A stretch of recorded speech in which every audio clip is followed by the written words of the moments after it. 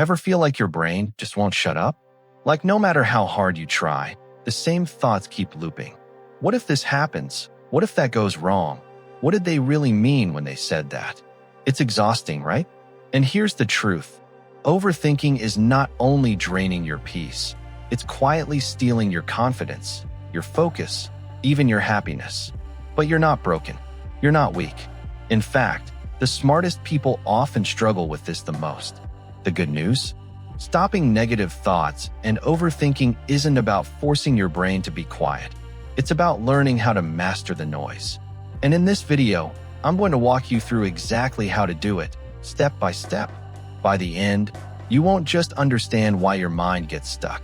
You'll know how to finally take control of it. Chapter 1. The Anatomy of Overthinking. Why your mind keeps chasing worry. Picture this. It's late at night. You're lying in bed. The world is quiet, but your mind isn't. Instead of resting, it starts replaying that awkward conversation from earlier. Or it jumps ahead, worrying about tomorrow's meeting. And before you know it, your body is tense, your chest feels heavy, and sleep feels impossible. Sound familiar? That's the trap of overthinking. But here's the truth that most people don't realize. Overthinking is not your fault. It's your brain trying to protect you. You see, thousands of years ago, our ancestors survived by being alert. If they worried about a rustle in the bushes, they stayed alive. If they imagined worst-case scenarios, they were prepared. Fast forward to today, our brains still run the same survival program. The problem is, there are no lions in the bushes anymore. Instead, the dangers are bills, emails, relationships, and the endless what-ifs we feed ourselves. When your mind keeps chasing negative thoughts, it's basically an alarm system stuck on repeat. The part of your brain called the amygdala lights up, telling you, danger, danger, danger. And instead of calming down, your mind spins faster, creating what feels like an endless loop. That's why you can't just snap out of it. Your brain is wired to hold on, to keep searching for a solution, even when there isn't one. But here's the good news. The fact that your brain can overthink means it can also learn to stop. Just like a muscle that gets stronger the more you train it, your thoughts can be trained too. Understanding this is step 1.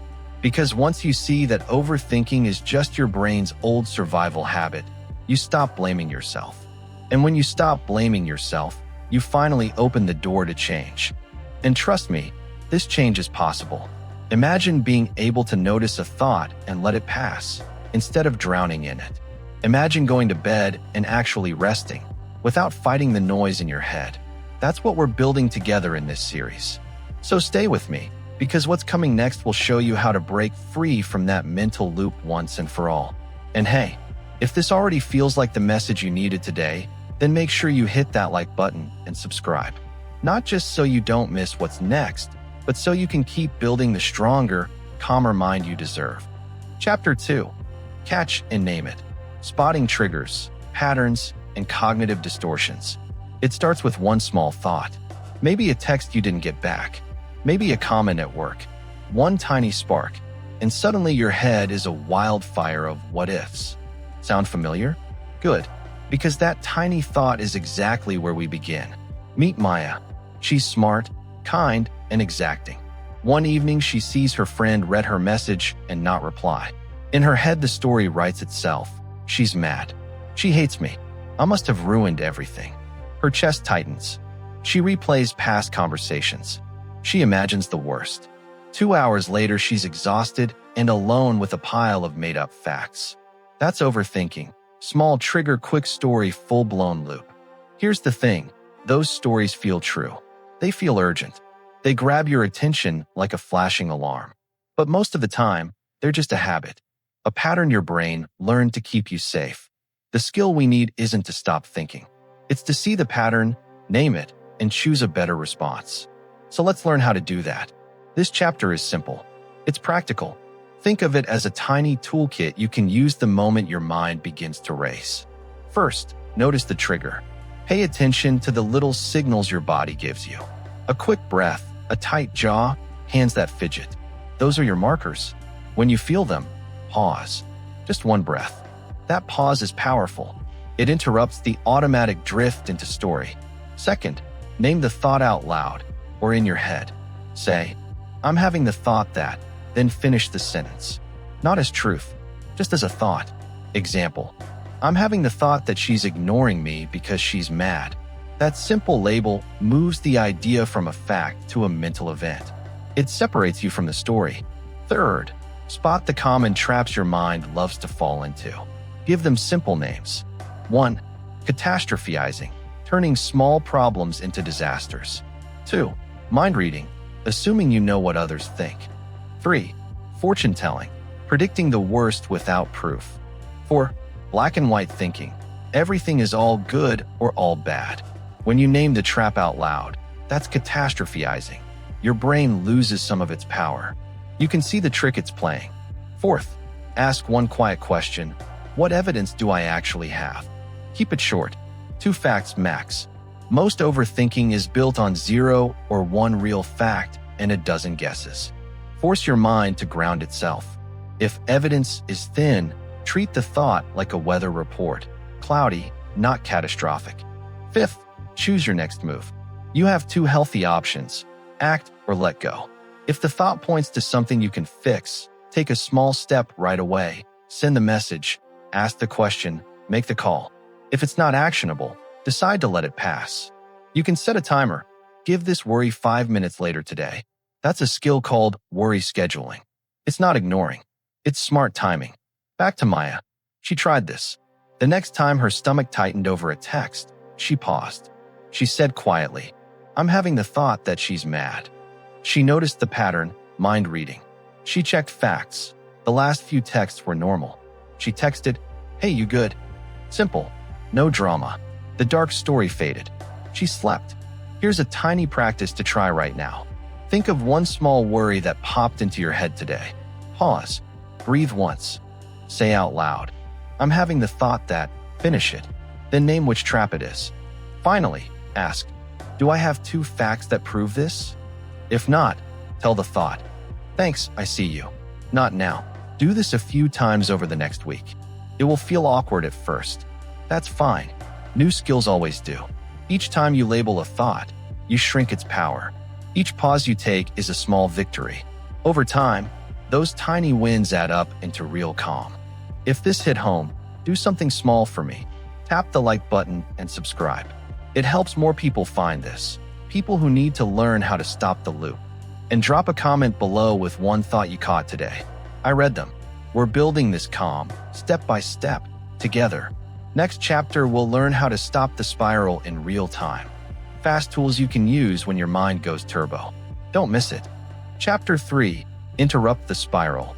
Fast tools to stop a thought avalanche. You know that moment. One small worry appears, and suddenly your whole head is racing. It feels like a train leaving the station, and you're still tying your shoes. What if I told you there are simple, fast moves you can do in the first 30 seconds that stop that train cold? Not forever, not magically, but long enough to get your head back and choose your next move. Meet Maya again.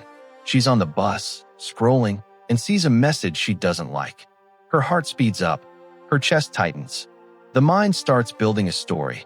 She's mad. She's done with me. I ruined everything. The story grabs her and drags her down the rabbit hole. But this time Maya knows tricks. She uses them, and the spiral dies. That's what we want for you. Quick, powerful habits that break the loop before it becomes a crisis. Here are the tools. Short, clear, and exactly how to use them when your mind goes turbo. First, breathe like you mean it. Breath is your quickest reset. Try box breathing. Breathe in for 4 counts. Hold for 4.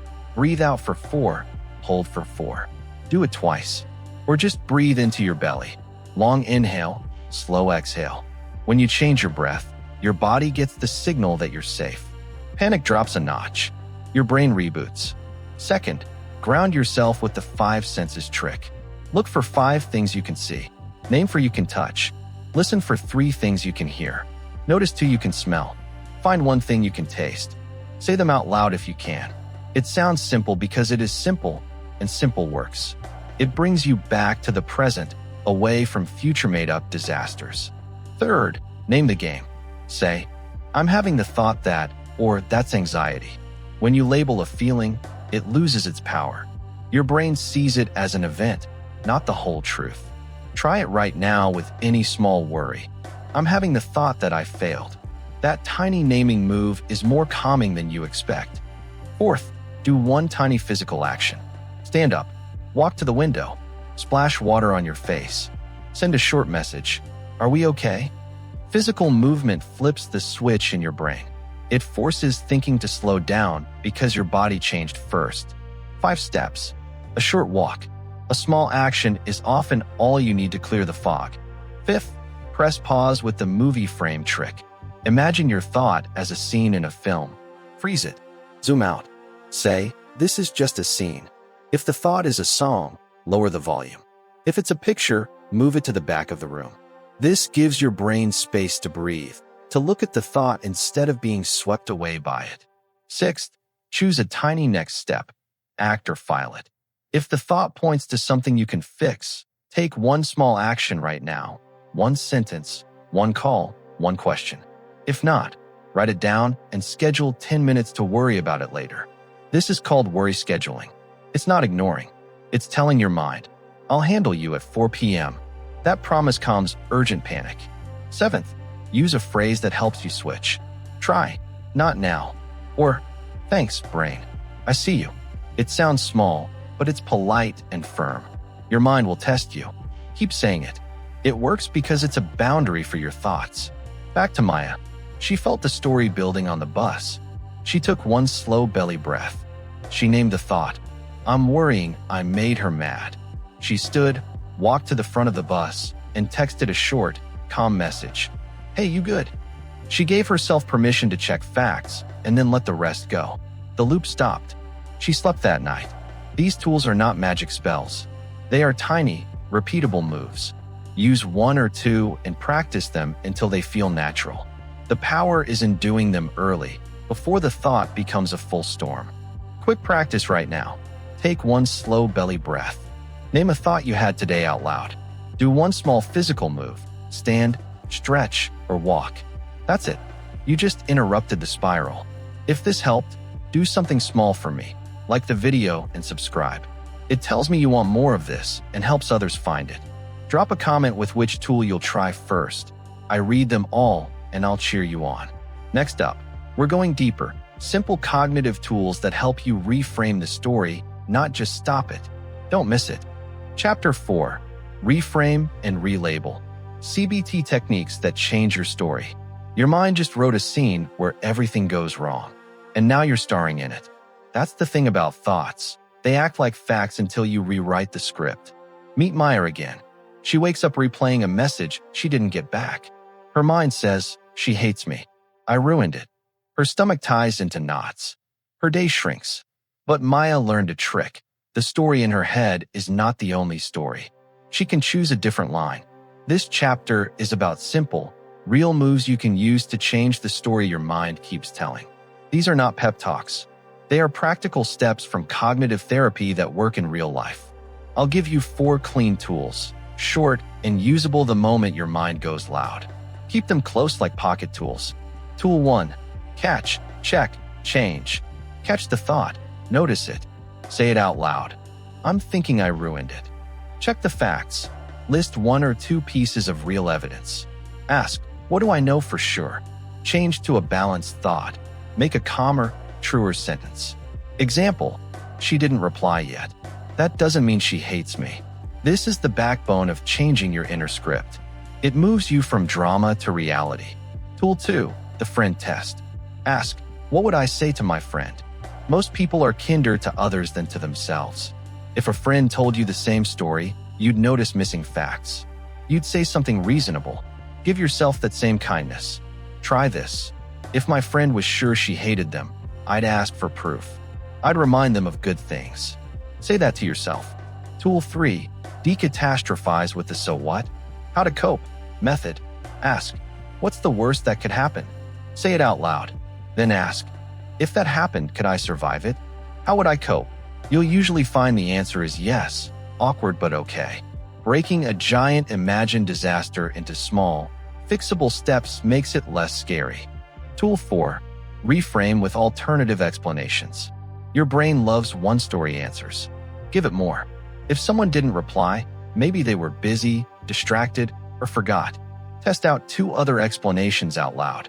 This weakens the "this must be the worst" voice. Quick script you can use in the moment. 1. Thought, I ruined it. 2. Evidence for, she didn't reply. 3. Evidence against, we've talked fine before, she was busy yesterday. 4. Balanced thought, I'll check in once. It's probably not as bad as my brain says. Back on the bus, Maya did this. She spoke the thought, checked the facts, and gave herself a kinder line. The tightness in her chest eased. She felt less stuck. Do one tiny practice now. Think of one worry from today. Say it out loud. Ask the friend test. Then make one balanced sentence. That's all. It takes 60 seconds. And those 60 seconds change your day. If this landed for you, hit like and subscribe. It helps others find this calm. Drop one sentence in the comments. Which tool will you try first? I read them and I'll cheer you on. Next chapter, we'll learn how to let thoughts be, mindfulness and acceptance tools that stop the fight and give you peace. Don't skip it. Chapter 5, letting thoughts be, mindfulness, acceptance, and cognitive diffusion. You try to push the thought away and it gets louder. The harder you fight, the longer it stays. That feeling, the sleepless night, the replaying scene, the loop that won't quit, is what a lot of us call a mental battle. Meet Maya again. It's midnight. Her brain is on repeat. Every time she tells herself to stop, the thought screams back. She's tired, angry at herself, and worse, she feels like she's losing control. Here's the thing, you can stop fighting your mind, not by winning a war, but by changing the way you relate to your thoughts. Letting them be does not mean you agree with them. It means you stop feeding them with fear and energy. You make space, and when you do that, the thought often shrinks on its own. Let me give you 4 simple ways to do this. Short, honest, and easy to use when your head gets noisy. First, notice like a scientist. Sit or stand. Take a breath. Ask, what is happening right now? Name what you feel in your body. Name the thought, out loud if you can. I'm thinking I messed up. That's all. No arguing. Just noticing. When you watch a thought like data, it loses its drama. Second, RAN in plain words. Recognize the thought. Say it. Allow it. Let the feeling be, don't push it away. Investigate, with curiosity, not judgment. Where in your body do you feel this? What story is the thought telling? Notice that you are not the thought. You are the person noticing it. This simple sequence cools the panic. It teaches your brain that thoughts can arrive and leave without you being pulled into them. Third, the leaves on a stream trick. Close your eyes. Picture a small stream.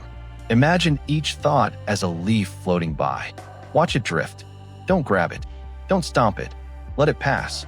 If one comes back, place it on the stream again.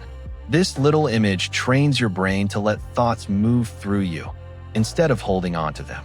Fourth, try a fun diffusion move. Say the thought in a silly voice. Take a thought like, I'm a failure. Sing it like a cartoon. Say it in an opera voice. Say it like a robot. The thought will sound a little ridiculous. That's the point. When a thought loses its seriousness, it loses its power. You'll feel distance. You'll be surprised how a silly voice can calm your brain. Why these work? When you stop arguing with your mind, it stops feeding on your fear. You take the role of observer. You become the safe space for the thought. That changes everything. Do a tiny practice with me now. Sit. Breathe once. Notice one thought that's bothering you. Say quietly, I'm having the thought that. Picture that thought as a leaf. Watch it float away. That's it. No more. No less. You just practiced letting it be. Maya tried this that night. She named the worry. She imagined it on a leaf. She did not chase it. An hour later, the noise had thinned. She fell asleep. If this landed for you, do something small. Hit like and subscribe. It helps people who need this find it. Drop a comment with which practice you'll try, the RAN steps, the leaf, or the silly voice trick. I read them all and I cheer for every single one of you. Next chapter, we'll learn how to contain worry and test it, the worry time and behavioral experiments that actually shrink rumination. Don't skip it. Chapter 6, Worry time and behavioral experiments. Contain, test, and reduce rumination. You ever notice how one little worry grows legs and goes on a marathon through your day? What if you could make it stop, cleanly, politely, and deal with it later on your terms? That's the power of worry time and tiny experiments. 2 simple moves that take the steam out of the storm. Maya used to let worries run her life. A small thought would turn into hours of replay. She'd lose sleep, miss work, and feel shaky. Then she learned 2 things that changed everything. First, give worry a place and a time. Second, test the scary predictions instead of believing them. Small steps, big results. Here's how to do it, plain and simple. Step 1, catch and note the worry. When a worry shows up, don't argue. Just write it down. Use a small notebook or your phone. 1 line. Example, what if Sarah never talks to me again? That quick act, taking the thought out of your head and onto paper, cools it down. Step 2, decide right now. Act or schedule. Ask, can I do something about this right now? If yes, take 1 tiny action. If no, postpone it. Tell your brain, I'll handle this at 6 p.m.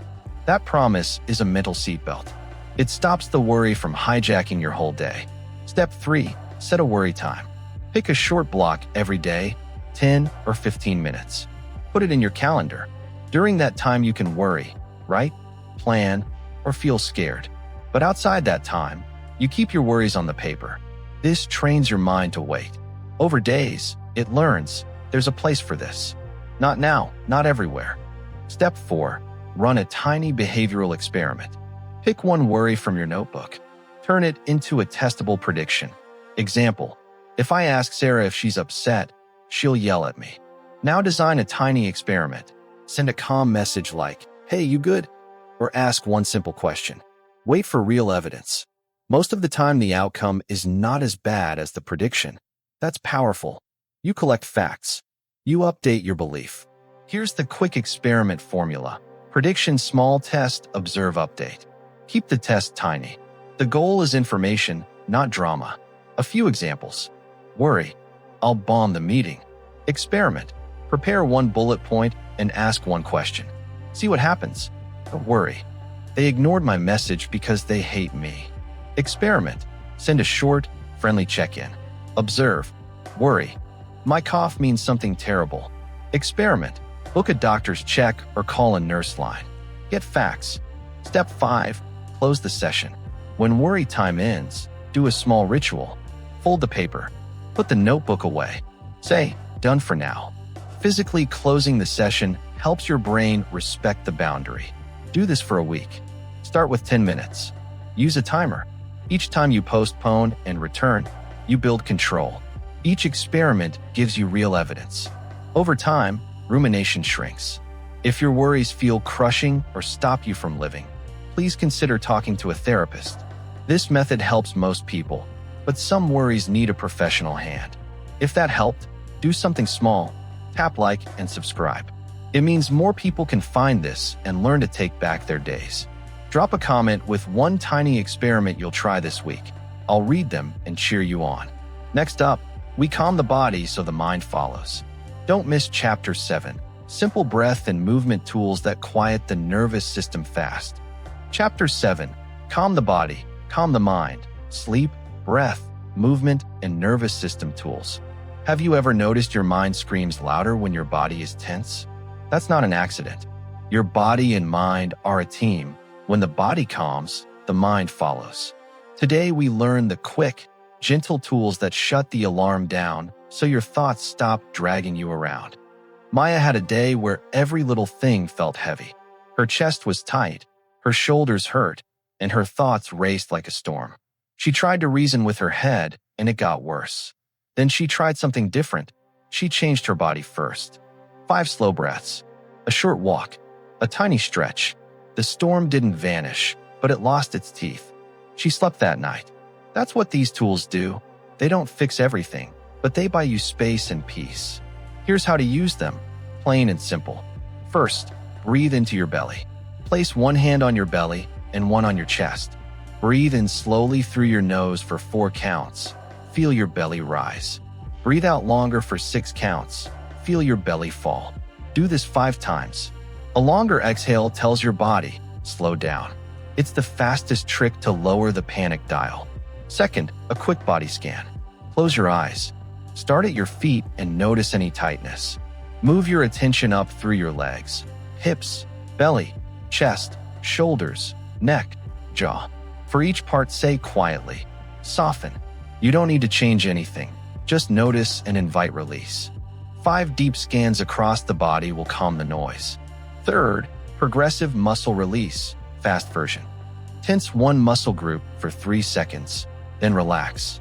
Do feet, calves, thighs, hands, arms, shoulders, jaw. The contrast between squeeze and release makes your muscles drop tension fast. It's like telling your body, you can let go now. Fourth, move in a small, purposeful way. Stand, shake your hands and shoulders for 20 to 30 seconds. Take a 2-minute walk, even in place. Do one stretch that opens the chest. Movement shifts the nervous system from alarm to action, and action helps thinking slow down. Fifth, calm through sound. Hum, for 10 seconds or sing a line from a song. Humming changes the way your body feels inside and can help you relax. Try it quietly right now. Feel how your chest softens. Sixth, wind down for sleep like it's a ritual. Pick a time to start shutting things off. Dim lights, drop the phone, and do a 20 to 30-minute routine you enjoy. Read, breathe, stretch, or write down the last 3 things you're grateful for. Go to bed around the same time each night. Small rhythms build big rest over weeks. Seventh, tiny bedtime rules that matter. No heavy caffeine late in the day. Keep your phone away from your pillow. If a worry pops up at night, write it down and tell yourself, I'll look at this in my worry time. Then do 2 slow belly breaths and rest. A quick practice right now. Sit. Take 5 belly breaths. 4 in, 6 out.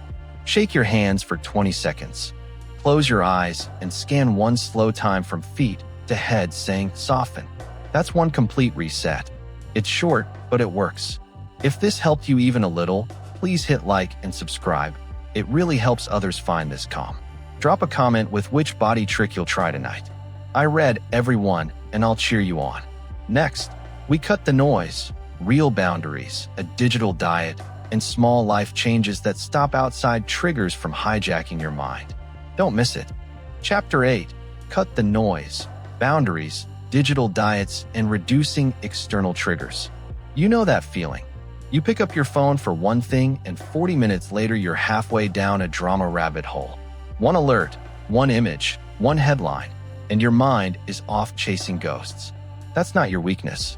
It's your environment doing its job, feeding your brain constant fuel for worry. Today we stop feeding it. Meet Maya again. She used to fall into comparison traps every night. She'd scroll for 5 minutes and leave feeling small, anxious, and stuck. She would replay things people said online and make whole stories from them. Then she decided to change her space, both digital and real. She made small rules. She lost the nightly storms. You can do the same. Here are clean, practical moves that actually work. Use 1 or 2 first. Don't overwhelm yourself. First, tame your notifications. Turn off non-urgent pings. Let only calls or messages from close people come through. Every buzz is a tiny alarm. Fewer alarms equals fewer reasons for your mind to wake up. Second, set check-in windows. Decide 2 short times to check email and social media. Outside those windows, close the apps. This stops your mind from waiting for drama all day. Promise yourself, not everything needs instant attention. Third, make phone-free zones. Meals, your bed, and the start of your work focus blocks are great places to ban screens. Put your phone in another room or on airplane mode. Changing its location changes how often you reach for it. Fourth, curate your feed like you curate friends. Unfollow or mute accounts that make you compare, panic, or ruminate. Follow accounts that calm, teach, or inspire. Your feed should help you, not hunt you. Fifth, choose 1 news source and 1 time to check it. Too much news fuels what-if thinking. Pick 1 reliable place for updates and check it once a day. You'll stay informed without living in emergency mode. Sixth, create sensory boundaries in your space. less clutter, one soft light, a small corner for reading or breathing. Your body notices the calm, and your mind learns that this place is for rest, not for worry. 7th, learn small scripts for saying no. You don't owe instant availability. Try, I can't chat right now. Can we catch up later? Or, I'm taking a break from socials today. Short, polite, clear. Practice them once, and they become easy. 8th, practice a tiny ritual to close the day.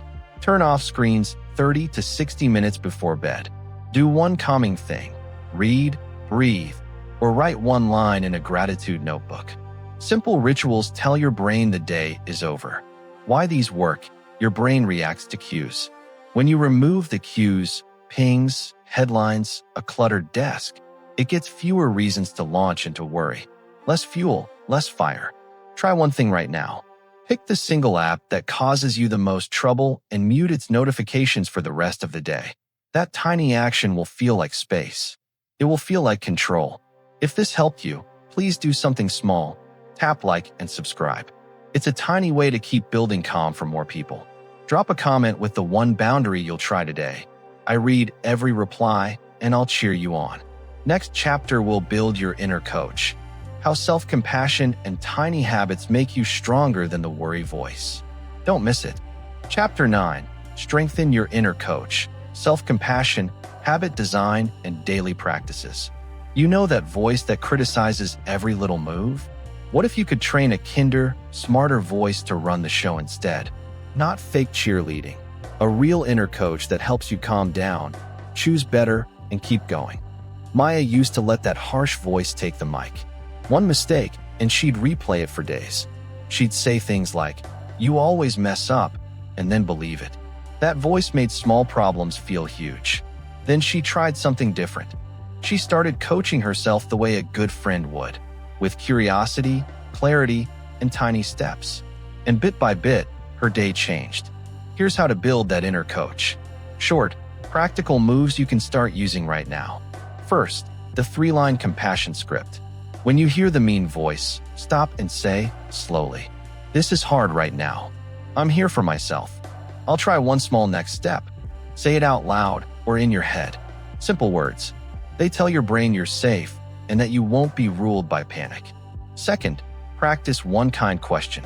Instead of, "Why am I so stupid?" ask, "What would help me right now?" That question moves you from blame to action. It's a tiny rewire that makes thinking useful. Third, build tiny habits, not big promises. Choose something so small you can't fail. Example, after you brush your teeth, write one sentence. "Today, I did X." Or after your morning coffee, take one deep belly breath. Tiny habits stack up. They rewire your brain faster than willpower alone. Fourth, use if, then plans, implementation intentions. These are short and powerful. Say, "If I notice a worry at work, then I will breathe for 5 breaths and write one fact."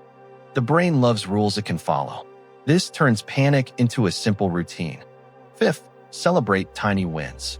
After you do the small thing, say "good job" or put a check in a notebook. The reward can be tiny: a smile, a sticker, a 30-second stretch. This makes your brain want to repeat the helpful action. Sixth, train your coach with real words. Write a short script your inner coach will say. Keep it calm and true. Example, "Okay, I notice worry. Let's find one fact and one step." Practice it once or twice a day. Say it in the mirror or record your voice and play it back. The more you hear it, the more it replaces the mean voice. Seventh, a simple daily routine to build strength. Morning, one sentence of intention. Today I'll notice worry and try one small step. Midday, one 2-minute check-in.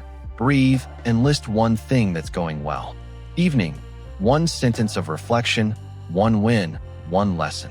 These short bits protect your mind from giving power to the spiral. Eighth, track progress, not perfection. Keep a tiny log, one line a day. Over time, you'll see patterns and wins. That evidence is fuel for your coach. A quick practice now. Put your hand on your chest. Breathe once. Say the 3-line compassion script out loud. Then pick one tiny habit you'll start today, something you will do after an existing habit. Say it out loud.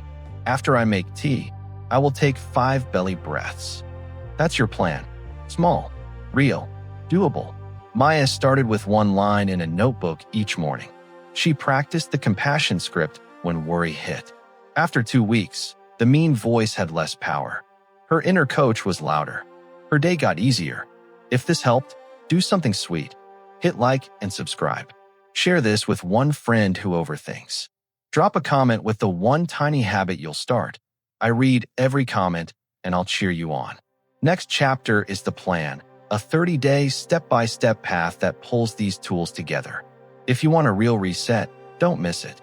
Chapter 10, the 30-day anti-overthinking plan, practical scripts, templates, and when to seek help. Imagine waking up on day 31 and feeling a little lighter, like the loud voice in your head finally knows its place. Not gone, not perfect, but quieter. That's what a month of small, steady moves can do. Not magic, just practice. Real practice. Remember Maya? At first, she felt trapped by one thought that ran like a loop. By week 2, she learned quick breaks. By week 3, she changed her space and her body. By day 30, she wasn't perfect. Nobody is. But she had tools she could use anytime, and the storm stopped coming so fast. This chapter is your month-long map. Follow it, tweak it, and make it yours. For the next 30 days, you'll do short, simple things every day. Nothing big, nothing heroic, just repeatable moves that teach your mind to stop grabbing the wheel. Week 1, notice and pause. Goal, build the habit of catching thoughts early. Daily, morning, set one intention. Today, I will notice worry. Throughout the day, when you feel tension, stop, take one belly breath, and say quietly, I'm having the thought that, bedtime. Write one line, one worry you noticed, and one small fact about it. Week 2, interrupt and reframe. Goal, learn to break the spiral and change the story. Daily, use one fast tool when thoughts spike. 5-second breath, 5 senses ground. Practice catch, check, change once per day. Use the friend test. Say how you'd respond to a friend, then say that to yourself. Week 3, body and boundaries. Goal, calm the nervous system and remove outside triggers. Daily, do a 5 to 10 minute body reset, belly breaths, quick walk, or muscle release. Pick one digital boundary and keep it. Mute one app, or set 2 social check windows. Schedule a 10-minute worry time each day and write the worry down. Chapter 10, the 30-day anti-overthinking plan, practical scripts, templates, and when to seek help. Imagine waking up on day 31 and feeling a little lighter, like the loud voice in your head finally knows its place. Not gone, not perfect, but quieter. That's what a month of small, steady moves can do. Not magic, just practice. Real practice. Remember Maya? At first, she felt trapped by one thought that ran like a loop. By week 2, she learned quick breaks. By week 3, she changed her space and her body. By day 30, she wasn't perfect. Nobody is. But she had tools she could use anytime, and the storm stopped coming so fast. This chapter is your month-long map. Follow it, tweak it, and make it yours. For the next 30 days, you'll do short, simple things every day. Nothing big, nothing heroic, just repeatable moves that teach your mind to stop grabbing the wheel. Week 1, notice and pause. Goal, build the habit of catching thoughts early. Daily, morning, set one intention. Today, I will notice worry. Throughout the day, when you feel tension, stop, take one belly breath, and say quietly, I'm having the thought that, bedtime. Write one line, one worry you noticed, and one small fact about it. Week 2, interrupt and reframe. Goal, learn to break the spiral and change the story. Daily, use one fast tool when thoughts spike. 5-second breath, 5 senses ground. Practice catch, check, change once per day. Use the friend test. Say how you'd respond to a friend, then say that to yourself. Week 3, body and boundaries. Goal, calm the nervous system and remove outside triggers. Daily, do a 5 to 10 minute body reset, belly breaths, quick walk, or muscle release. Pick one digital boundary and keep it. Mute one app, or set 2 social check windows. Schedule a 10-minute worry time each day and write the worry down. Week 4, build the coach and lock it in. Goal: turn helpful actions into habits your brain trusts. Daily: morning, say your inner coach line out loud. Midday, one tiny if, then rule in your pocket. Evening, jot one win. Run one small behavioral experiment during this week to test a fear and learn from the facts. Here are the exact scripts and templates you can use right now. Catch, check, change. Thought. Evidence for. Evidence against. Balanced thought. 3-line compassion script. This is hard right now. I'm here for myself. I'll try one small next step. Worry schedule line. Use when you postpone a worry. I'll write this down and look at it during my worry time at _ if, then plan example. If I notice a worry at work, then I will take 5 belly breaths and write one fact. Worry time journal, quick. Time, __. Worry, __. Evidence for, __. Evidence against, __. Action or file, __. Experiment planned, __. Outcome, __. A tiny experiment idea. If you fear someone is upset with you, send a calm one-line check-in. Observe, note facts, update your belief. Do this plan for 30 days, but don't be strict to the point of shame. Miss a day? Start fresh the next one. The point is repetition, not perfection. Track tiny wins. One less night of replaying. One calmer hour. Those are your trophies. When to reach out for help. If rumination seriously affects sleep, work, or relationships, if you can't do daily tasks, or if you have thoughts of harming yourself, please contact a mental health professional or emergency services right away. A therapist, counselor, or your GP can help you move through intense patterns faster and more safely. This plan helps most people, but some needs are bigger, and getting help is a smart, brave step. Maya's day 30 wasn't perfect. She still had worries. She now had a plan, a few calm rituals, and a kinder inner voice. Her life felt fuller because worry had less control. If you're ready to try this 30-day path, do one small thing for me. Hit like and subscribe. It helps others find this too. Then drop one short comment. I'm in. I'll read them all, and we'll build this calm together. Start today with one belly breath and one sentence. I'm having the thought that. You just made the first move. Remember this, you are not your thoughts. You are the one watching them.